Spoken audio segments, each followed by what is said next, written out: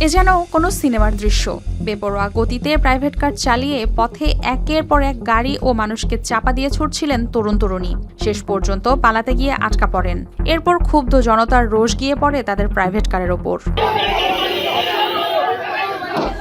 ঘটনাটি চট্টগ্রাম ফটিকছড়ি ও হাটহাজারী এলাকায়। পুলিশ ও প্রত্যক্ষদর্শীদের মতে গেল 18 আগস্ট ফটিকছড়ি চা বাগান এলাকা থেকে ফেরার পথে একটি প্রাইভেট কার বেপরোয়াভাবে চালিয়ে বিভিন্ন স্থানে গাড়ি ও মানুষকে চাপা দেওয়ার অভিযোগ ওঠে।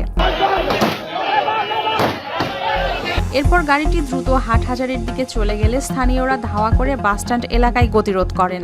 এক পর্যায়ে উত্তেজিত জনতা এটি ভাঙচুর করে। পরে পুলিশ গিয়ে পরিস্থিতি নিয়ন্ত্রণ করে গাড়িটি ও ভেতরে থাকা তরুণ-তরুণীকে হেফাজতে নেয়। দুটোই অপরাধ, বেপরোয়া গাড়ি চালানো, অ্যাক্সিডেন্ট করা অপরাধ, গাড়ি ভাঙচুর করা দুটোই অপরাধ। কিন্তু এই বিষয়ে দুই বিষয়ের কোনো বিষয় এখন পর্যন্ত থানায় কেউ এখন পর্যন্ত অভিযোগ করে নাই। এই বিষয়ে আমরা অভিযোগ পেলে আমরা ব্যবস্থা। আপনার ছেলে মেয়ে দুজন থানায় আছে, আপনার থানায় আছে। আমরা যদি কেউ অভিযোগ না দেয়, হয়তো বা অভিযোগ না দিলে পরবর্তী আইনগত ব্যবস্থায় যেটা জিম্মায় দেওয়া এই ব্যবস্থা নিতে। বেপরোয়া গাড়ি চালানো কিংবা ক্ষোভে আইন হাতে তুলে নেয়া কোনোটাই সমাধান নয়। ঘটনার পরবর্তী সিদ্ধান্ত এখন আইনের হাতে।